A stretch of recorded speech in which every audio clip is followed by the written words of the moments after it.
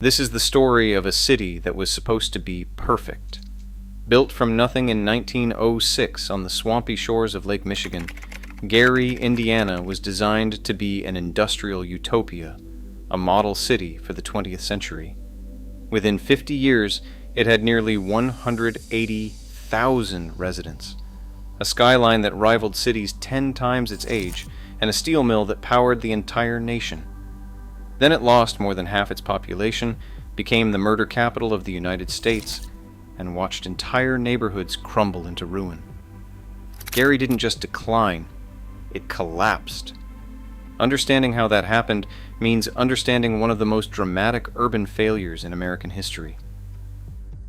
Before Gary existed, there was nothing.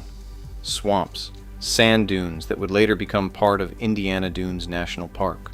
Scrub Oak, 30 miles east of Chicago in the Calumet region, the southern shore of Lake Michigan, was a wasteland that nobody wanted, which is exactly why U.S. Steel wanted it. In 1905, the largest corporation on Earth went searching for cheap, convenient land to build the world's biggest integrated steel mill.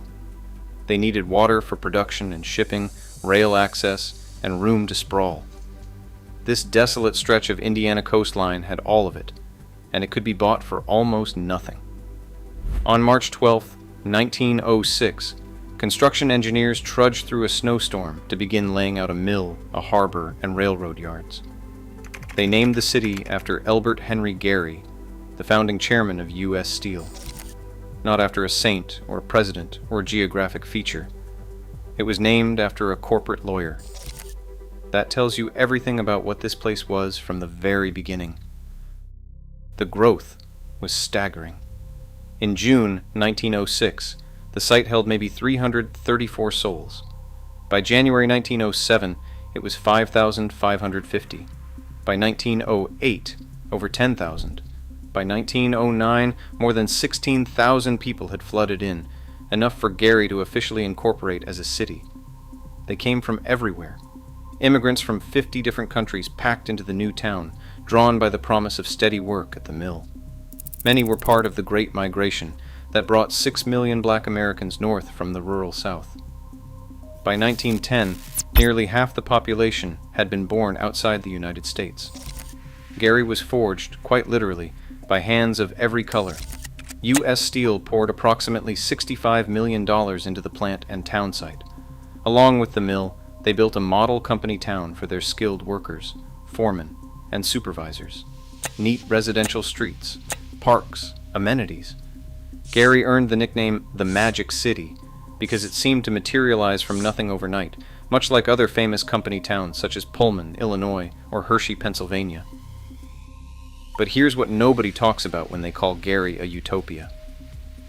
It was always a tale of two cities. On the north side, there were company-built neighborhoods with law and order, strict building codes, and immaculate residential areas for executives, foremen, and skilled workers. On the other side of the tracks was the south side, the Patch, a rough, unregulated, unplanned slum where unskilled workers lived in squalor. The world's most advanced steel-making technology sat on the lakefront, while chaos and poverty festered just a couple of miles south. That contradiction was baked into Gary's DNA from day one. The city kept growing anyway. By 1926, the magnificent City Methodist Church was completed, a 9-story, 1,000-seat Gothic complex with a 1,000-seat theater, offices, a dining hall, and a gymnasium, built for over $1 million, half of which was donated by U.S. Steel. But even that landmark carried a dark irony. William Seaman, the pastor whose tireless work made the church possible, was ousted just 2 years after its completion because he opposed segregating the services. The Ku Klux Klan had organized in Indiana in 1915, and by the early 1920s, the state chapter was the largest in the nation, signing up 2,000 new members every week. By 1930, Gary's population exceeded 100,000. By 1950, it was one of the most segregated cities in America. 97% of the black population was confined to the Midtown section, a largely self-contained community just south of downtown. The city kept booming in spite of itself. U.S. steel production peaked in 1953 at more than 35 million tons. Gary's population peaked at 178,000 in 1960, making it Indiana's second largest city and earning yet another grandiose nickname, the City of the Century. And then everything fell apart. Labor unrest had been brewing for decades. The 1919 steel strike had already shown the industry's vulnerability. But in 1959, a steel strike lasting 116 days shut down 90% of production. That single event cracked open the door for foreign competition, and it would never close again. Through the 1960s, manufacturing jobs started bleeding overseas. The first round of major layoffs hit Gary Works in 1971. A plant that once employed over 30,000 people would eventually shrink to just 2,246 by 2023. Meanwhile, the social fabric was tearing. In 1967, Richard Gordon Hatcher was elected the first African-American mayor of Gary, one of the first black mayors of any major U.S. city in American history, elected the same night as Cleveland's Carl Stokes. His inauguration speech was luminous. "Gary is a rising sun. Together we shall beat away. Together we shall turn darkness into light, despair into hope, and promise into progress." In March 1972, he hosted the National Black Political Convention in Gary, a pivotal moment in American political history. As one observer later put it, "There is no Barack Obama if there's no Richard Hatcher, period." But the forces aligned against the city were enormous. Businesses shuttered. Banks and shops fled to the suburbs. White residents left in waves. The black population grew from 53% in 1970 to 71% by 1980, not because black residents were arriving, but because white residents were leaving and taking tax revenue with them. Hatcher and his supporters argued that racism drove the disinvestment. When he took office, Gary had roughly a 15% poverty rate. When he left in 1987, it was 25%, with unemployment above 20%. 50,000 residents had vanished. The crime statistics are almost difficult to believe.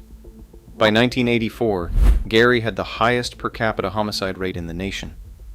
In 1995, with 129 murders, it was officially named the murder capital of the United States, with a murder rate of nearly 112 per 100,000 people.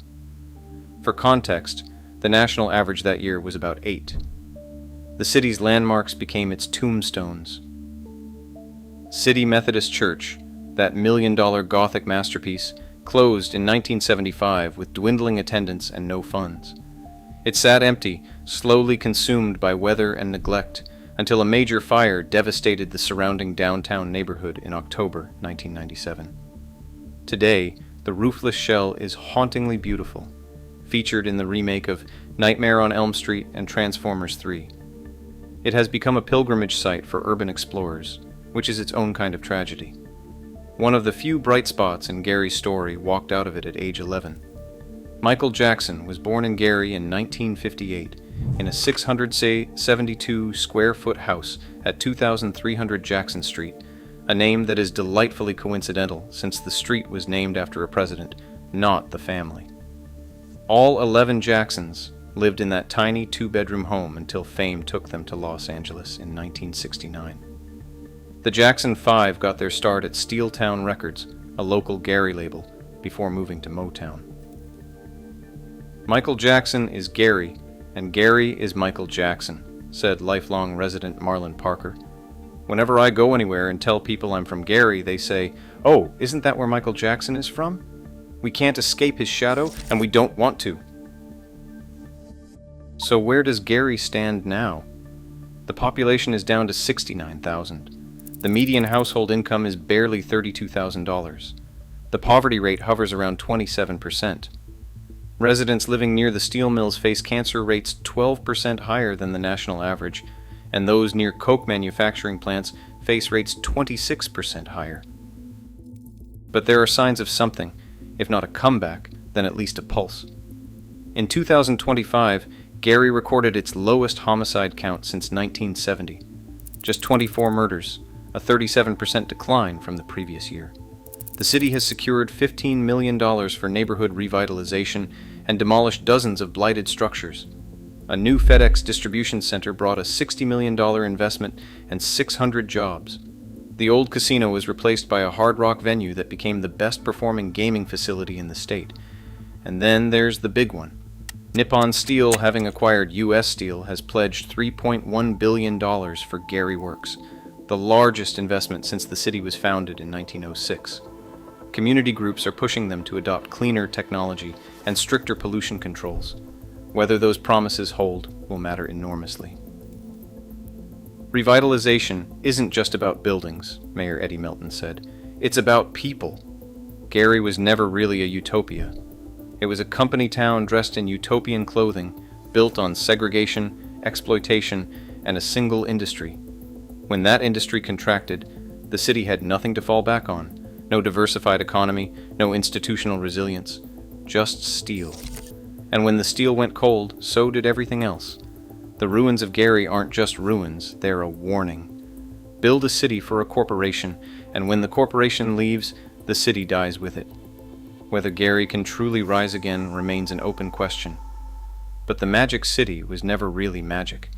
It was just steel and ambition and the hollow promise that one industry could sustain a civilization forever.